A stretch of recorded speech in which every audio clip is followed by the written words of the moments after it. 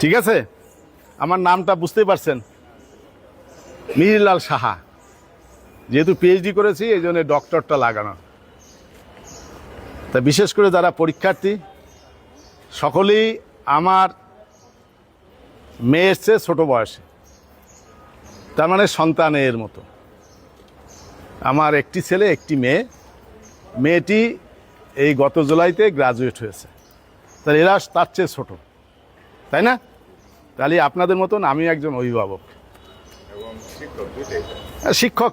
ঠিক আছে, ওদের পড়ানোর সুযোগ যেহেতু আর পাবো না, এইরকম পরীক্ষা দিতে আমাদের হয়নি। আমি যখন ঢাকা বিশ্ববিদ্যালয়ে আসছি, এই যারা এখানে মামুনিরা বসে আছে 1979 সালে, তখন তোমাদের কোনো খবর নাই, তাই তো? কোনো খবর নাই। তাহলে সেই সময় আসছিলাম, আমাদের সেবার কোনো ভর্তি পরীক্ষা হয়নি। ওই একটা বাড়ি ঢাকা বিশ্ববিদ্যালয় মেডিকেল ভর্তি পরীক্ষা হয়নি। তাহলে ভর্তি পরীক্ষা ছাড়া, কোনো যুদ্ধ ছাড়া আমি ভর্তির সুযোগ পাইছি on the basis of SSC এইচএসসির রেজাল্টের ভিত্তিতে। এখন যারা এই মেয়ে এবং ছেলে সকলেই পরীক্ষার্থী, শিক্ষার্থী, আমি একজন অভিভাবক হিসাবে, একজন শিক্ষক হিসাবে সকলকে অভিনন্দন জানাই যে এই পর্যন্ত আসছে।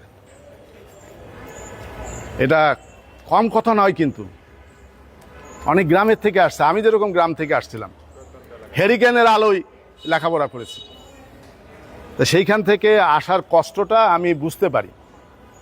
সেই জন্যে আমি এই জায়গাটাতে যে কয়দিন চেয়ারম্যান আছি, এরপরে হয়তো সুযোগ পাবো না, এই বছরে আমার শেষ হয়ে যাবে। আমি চেষ্টা করেছি যে আপনাদের মতন একজন অভিভাবক হয়ে এদের সাথে একটু কথা বলার। আমি জগন্নাথ হলের প্রভোস্ট ছিলাম, ভর্তি হয়েছে যারা তাদেরকে নিয়েও, গার্ডিয়ানদের নিয়ে এই একই কথা বলেছে যে আগে ওদেরকে অভিনন্দন, তাদের মেধার জোরে এই পর্যন্ত আসছে। তারপর অভিনন্দন এখানে যারা মায়েরা আছে, কয়জন মা আছেন? মায়েরা কেউ আছেন? হ্যাঁ, সেই মায়েদের অভিনন্দন। আজকে বিশ্ব নারী দিবস, আমিও ফেসবুকে মাকে প্রথম বলেছি। সকল নারীদের, মা সহ সকল নারীদের প্রতি শ্রদ্ধা নিবেদন করেছি, কারণ মা আমাকে এই পৃথিবীর আলো দেখিয়েছেন। বাবার ভূমিকা আছে, কিন্তু মাই ভূমিকা পালন করেছেন, পৃথিবীর আলো দেখিয়েছেন। সুতরাং মাকে সবার আগে রাখি, নিশ্চয়ই আমাদের এই সন্তানরা তাই রাখবে, তাই তো? রাখবে, গুড। তাহলে সেই মা বাবাদের অভিনন্দন রইল। অভিনন্দন রইল যে সকল স্কুল, কলেজ এবং হাউস টিচাররা যাদেরকে কাছ থেকে লেখাপড়া শিখেছো, তাদের প্রতি অভিনন্দন রইল। সকলের সম্মিলিত প্রচেষ্টায় এখানে এসে পৌঁছা। আজকের পরীক্ষাটি বটনি ডিপার্টমেন্টে হয়েছে। এর ভিতরে যখন প্রবেশ করবে, যারা আমাদের ইনভিজিলেটর থাকবেন, একেবারে শিক্ষক সুলভ, অভিভাবক সুলভ হিসেবে সাহায্য করবেন, নিয়ম নীতির মধ্যে থেকে। সুতরাং নার্ভাসনেস, ভয় পাওয়ার কিচ্ছু নাই, ঠিক আছে? ভয় পাবে না, চান্স পাও আর না পাও ভয় পাবে না।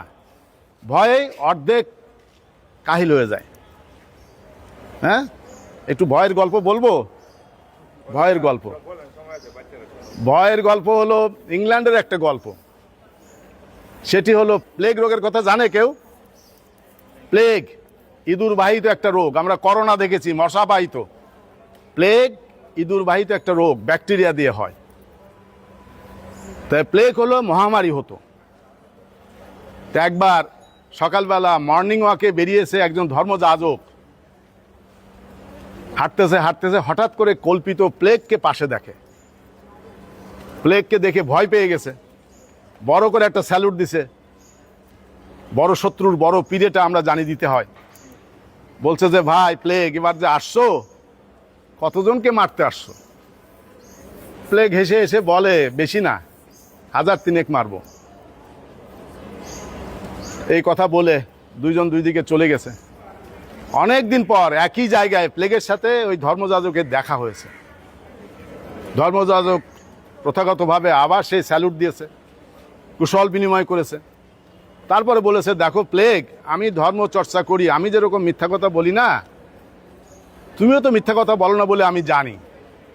তো সেবার এসে তুমি মিথ্যা কথা কেন বললে? প্লেগ বলে, কেন? আমি তো মিথ্যা কথা বলি না। বললে যে 3000 মারবো। তো তখন প্লেগ হেসে বলে যে দেখো ভাই, আমি মিথ্যা কথা বলিনি, প্লেগে 3000 মারা গেছে আর বাকি 2000 ভয়ে মারা গেছে। তাহলে ভয় হলো এরকম একটা জিনিস। ওই গল্পটার টাইটেল ছিল ভয় মনকে শাসন করে, সুতরাং ভয় পাবে না। ঠিক আছে, সরা গাছে ভূত থাকে, শেওড়া গাছে ভূত থাকে, তাই তো? কেউ দেখেছে কখনো? কেউ দেখেনি। আসলে ওইগুলো সব বানানো কথা, ভয় দেখানোর জন্য। আর এই যে জায়গাটা আসছো কার্জনল, যেহেতু আর্টসের শিক্ষার্থী, কোনোভাবেই এইখানে পড়ার সুযোগটা নেই। এই জায়গাটা ঢাকা বিশ্ববিদ্যালয়ের সবচাইতে ঐতিহ্যবাহী জায়গা। কেন? এখানকার বিল্ডিংগুলো দেখলে মানুষ আকৃষ্ট হয়। ওইখানে একজন আমার একটা শুনলো যে কার্জনলের মেন অডিটোরিয়ামটা কোথায়। তো ওইখানে যে বিল্ডিংটা আছে, যদি সুযোগ হয়, সামনের গেটে একটা ফাউন্ডেশন স্টোন আছে, ওইখানে লেখা আছে কার্জনলের ভিত্তিপ্রস্তর কত সালে দেওয়া হয়। 1904 সালে ঢাকা বিশ্ববিদ্যালয় প্রতিষ্ঠার 17 বছর আগে। ঢাকা বিশ্ববিদ্যালয় কত সালে প্রতিষ্ঠিত হয়েছে? 1921 পয়লা জুলাই। আর ওটা হলো 1904 সালের 17ই ফেব্রুয়ারি। তারপরে এটা দুটো ভার্সন আছে। কেন বিল্ডিংটা হলো? ব্রিটিশ সরকার মনে করেছিল যে পূর্ব বাংলায় এরকম কোনো বড় হয় যেখানে তারা বক্তৃতা দিতে পারে, অনুষ্ঠান হতে পারে, সেজন্য একটা টাউন হল হিসাবে করতে পারে। ইতিহাসবিদদের এর একটা বলে, আর একটা বলে ঢাকা কলেজকে দেওয়ার জন্য করা হয়েছে। ঢাকা কলেজ ঢাকা বিশ্ববিদ্যালয়ের আগে, এবং ঢাকা কলেজটি এইখানে নিয়ে আসার কথা নিমতলিতে। 1904 সালে ফাউন্ডেশন মানে ভিত্তিপ্রস্তর, 1908 সালে বিল্ডিংটা শেষ হয়। ভাওয়ালের রাজকুমার সেই সময় 1.5 লক্ষ টাকা দিয়েছিল একটা সুন্দর বিল্ডিং করার জন্য, কারণ এই জায়গাটা পুরা বাগান ছিল। তা সুন্দর বিল্ডিং হলো। 1911 সালে ঢাকা কলেজকে এটি দিয়ে দেওয়া হলো। 1911 সাল থেকে 1921 সালে জুলাই 1 তারিখের আগ পর্যন্ত ঢাকা বিশ্ববিদ্যালয় যখন হলো, তখন ঢাকা বিশ্ববিদ্যালয়ের বিজ্ঞান অনুষদকে কার্জনলকে দেয়া হলো। এই জন্য এবার ঢাকা কলেজ এবং ঢাকা বিশ্ববিদ্যালয়ে যখন একটা গন্ডগোল ছিল, তখন ঢাকা কলেজের শিক্ষার্থীরা বলছিল যে আমাদের বিল্ডিং দিয়ে দিতে। কথাটা একেবারে অযৌক্তিক ছিল না, এটা ঢাকা কলেজেরই ছিল। আসলে ঢাকা কলেজের এটা ছিল, ঢাকা কলেজ থেকে অনেক বই লাইব্রেরিতে দিয়েছে। আমাদের যে লাইব্রেরি, সেখান থেকে ঢাকা কলেজের থেকে অনেক বই দেওয়া আছে, কিন্তু এগুলো ইতিহাস। ঠিক আছে, এই ঢাকা ওই কার্জন হল থেকে সত্যেন্দ্রনাথ বসু বোস আইনস্টাইন থিওরি দিয়ে পৃথিবী বিখ্যাত হয়েছে 1924 সালে। 21 সালে বিশ্ববিদ্যালয় হলো। সত্যেন্দ্রনাথ বোস তখন টিচার হলেন। 1924 সালে উনি একটা আবিষ্কার করলেন, তত্ত্ব দিলেন। সেই তত্ত্বটা ব্রিটেনে দিলেন। ব্রিটেনের লোকজন, বিজ্ঞানীরা মনে করলো পূর্ব বাংলায় আবার এত বিজ্ঞানী আছে নাকি, ফেলে দিলেন, প্রকাশ করলেন না। উনি তখন নাসর বান্দা, উনি আইনস্টাইনকে পাঠালেন একটা চিঠি লিখে, আর সাথে 4 পৃষ্ঠা তার এই পেপারটা। আইনস্টাইন দেখে, আরে তো আমরা কোনোদিন ভাবিনি, এটা তো খুবই আশ্চর্য জিনিস। উনি জার্মান ভাষায় পাবলিশ করে দিলেন।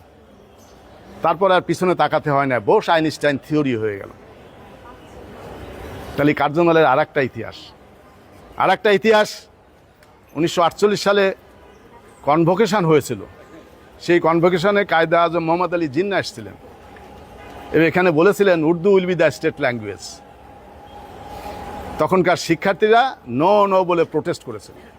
সুতরাং ভাষা আন্দোলনেরও সাক্ষী। ঠিক আছে, আর সর্বশেষ হলো যে এখন এই সব বিল্ডিংগুলো দেখতেছেন লাল রং। এর আগে এমনি রং প্রত্যেক বছর করা হতো আর ধুয়ে যেত, টেম্পোরারি রং ছিল। জাপান সরকার এটাকে পার্মানেন্ট রং দিয়ে সুন্দর করে দিলেন। কেন দিলেন? জাপান সরকার বাংলাদেশকে সবচেয়ে বেশি ঋণ দিয়েছিল। তো যখন ঋণ দেওয়া মানে কি, সুদ দিতে হয়। বাংলাদেশ সরকার সুদ মওকুফ করার জন্য বলে। জাপান সরকার বলল ঠিক আছে, মওকুফ করে দিব, তবে একটা শর্ত, আমরা যে সমস্ত জায়গায় বলে দিব সেখানে এই টাকাটা ব্যয় করতে হবে। অনেক জায়গা তারা নির্ধারণ করে দিয়েছিল। সৌভাগ্যক্রমে কার্যনাল তার মধ্যে ছিল। সুতরাং এখনকার যে স্থায়ী রং, এটা জাপান সরকারের ঋণের সুদের টাকা দিয়ে করা। আর এই কার্যনালের সৌন্দর্য, লাল বিল্ডিং ছাড়া সবুজ ক্যাম্পাস, বিভিন্ন ধরনের ফুল আছে, বিভিন্ন ধরনের গাছ আছে, এটা একটা ইউনিক, ঢাকা বিশ্ববিদ্যালয় আর কোথাও নেই। সুতরাং পরীক্ষার্থীরা এখানে পরীক্ষা দিবে, আর আপনারা এই জায়গাটা ঘুরে ঘুরে দেখবেন। যদি মনে করেন আমি আধা ঘন্টার জন্য যদি সময় আপনারা চান, আমি ঘুরে ঘুরে দেখাতে পারি, ঠিক আছে? এই এই এই ঢাকা বিশ্ববিদ্যালয়ের সৌন্দর্যবর্ধনের একটা সেন্টার আছে, আর্বরিকালচার সেন্টার। ওই সেন্টারে 12 বছর আমি পরিচালক ছিলাম। এই গত সেপ্টেম্বরে সেটা ছেড়ে দিয়েছি। সুতরাং এই অনেক সবুজের ছোঁয়া আমার নিজ হাতে করা। কোনো দর্শনার্থী কেউ যদি আসে, আমি স্বপ্রণোদিত হয়ে তাদেরকে দেখানোর চেষ্টা করি, গাছের নাম দেখাতে চেষ্টা করি। ওই যে পিছনে যেরকম একটা গাছ, লম্বা গাছ দাঁড়িয়ে আছে, ওটা হলো ড্রাসিনা। আর কয়দিন পরে ওখানে ফুল আসবে, রাতের বেলা এই জায়গা গন্ধতে মৌ মৌ করবে, ড্রাসিনা। এখানে যে এই গাছগুলো দেখতেছেন, এটা দেবদারু। ঠিক আছে, তোমাদের প্রতি অনেক অনেক শুভকামনা রইল। আশা করি এইটুক হালকা করে দিছি, যে ভারী পাথর ছিল, হালকা হয়েছে তো? হ্যাঁ, হালকা হয়েছে। অলওয়েজ ইন স্মাইল, হাসি খুশি থাকবে, পরীক্ষা ভালো হবে। চান্স না হলে কিচ্ছু আসে যায় না, যেখানে হবে সেখানে পড়বে, সেখানেই মন দিয়ে পড়বে। পড়াটা মুখ্য, মন দিয়ে পড়বে। যে আমি এখানে পাই না, একটা কলেজ হয়েছে, তাতে কি আছে? আমি পড়ে দেখাবো যে ঢাকা বিশ্ববিদ্যালয়ে চান্স পাইনি, চট্টগ্রাম বিশ্ববিদ্যালয়ে চান্স পাইনি, কিন্তু একটি ধরো এমসি কলেজে ভর্তি হয়েছি, মুরারি চাঁদ কলেজে। ওইখান থেকে ভালো রেজাল্ট করে দেখাবে যে না, আমি এখান থেকেও ভালো করতে পারি। উইল ফোর্স, মনের শক্তি। ওকে, আমি যে এখানে বটানি ভর্তি হয়েছিলাম, বটানি পড়তে চাইনি, আমার পছন্দের বিষয় ছিল না, কিন্তু যখন ভর্তি হয়ে গেছি তখন মনে করছি ভালো করতেই হবে। ওকে, সকলের প্রতি শুভকামনা থাকলো, আপনাদের প্রতি আবারও অনেক অনেক অভিনন্দন। আমার এই কথাগুলো শুনলেন, খুব ভালো লাগলো, কারণ শিক্ষক তো বলতে পছন্দ করি। সকলের প্রতি শুভকামনা থাকলো। রোজার মধ্যে, না হলে গরমে, অন্যবার গরমের মধ্যে পরীক্ষার সময় শরবত খাইয়েছি, তো রোজার মধ্যে তো সেটা সুযোগ নেই। আপনাদের প্রতি অনেক অনেক শুভকামনা থাকলো, অনেক ভালো থাকেন। নমস্কার স্যার।